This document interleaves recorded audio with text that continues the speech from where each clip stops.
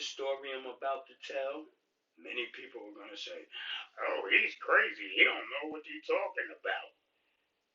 Well, it all starts from a character that you all have learned of that walked on Rikers Island by the name of Mother Dear. Now, let me tell you, Mother Dear was no gay. He was no faggot. And all the COs that tell you on the island that he was a faggot, it's because COs that wanted to be involved with him. Because there was only a few COs on the island that was allowed to have contact with him. And it was only the COs that he allowed. Let me tell you, this man that called himself Mother Dear, y'all don't know the half about him. And all those stories that you hear when CEOs tell you, oh yeah, he was a gay dude, he was a tall gay dude. And y'all don't know. Mother Dear died when he went home. Well, he got thrown off a chair. Right? It's a story known about Mother Dear. And I'm going to tell you the same story known about the man that I'm about to tell you about now. I don't know his real name. The name I only know, it's a man, Tracy Smith and Arlene Smith. They are cousins to this man that I'll talk about. He was called Booksy, a.k.a. Bookworm. And they know his real name. DeVernon Jacobs. I think that's his name. But that's who Mother Dear was on the island. And there was nothing gay about him. He brought that character, Mother Dear, to life because of terrible Tiny Tim, who was the leader of the Little Tomahawks. This story I'll tell you, and Cato will back it up. Because Cato delivered the letter to me that I did read.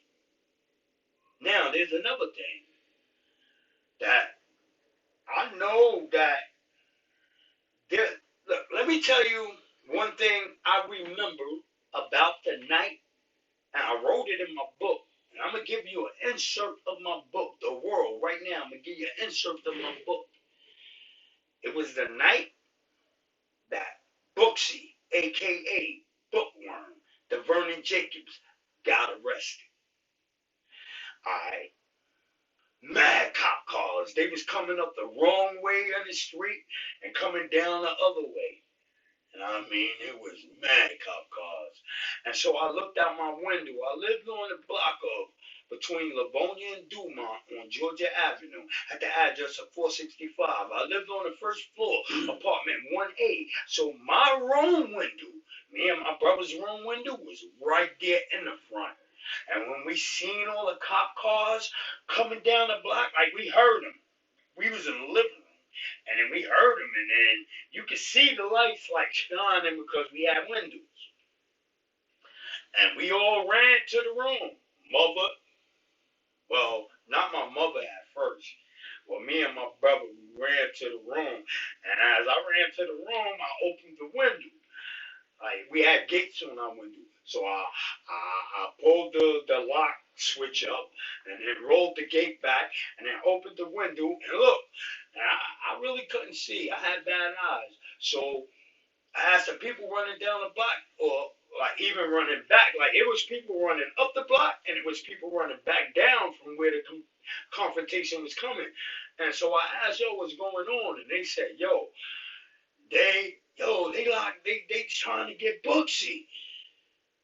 And I guess my mother heard it. And so when she heard it, she came running because she knew this was a fan of mine. But it was too late. I was out the window running up the block. And when I ran up the block, Booksy was fighting. And I started fighting with him. And because I started fighting with him, he noticed and he turned around and said, yo, shorty, what you doing? You can't be here. Get out of here. And I'm like, nah, I ain't going nowhere. And because I said that, he gave himself up. And he went to the island. I can tell you the rest of the story before he gave himself up because there's some other things that happened that I do recall very vividly. But I got a book out.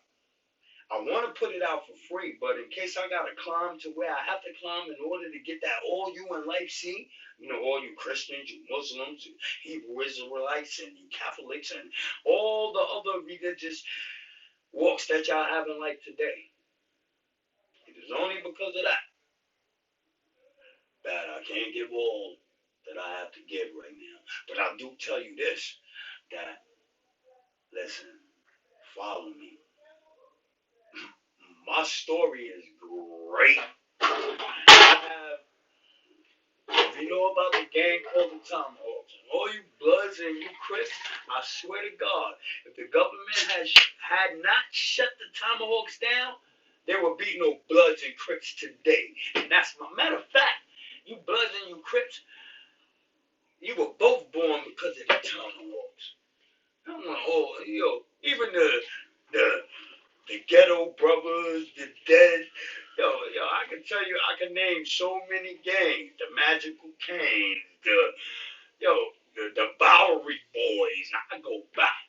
When the Tomahawks came out, Kato, ooh, ask how many gangs got shut down, especially when, I might be wrong right now.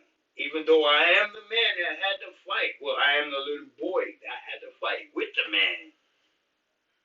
But it was Tomahawks against the Unknown Riders, or it was either the Unknown Riders or, well, I can't recall the other name that I look for. Maybe I'll make another video. Just read my book, because in my book it is recalled.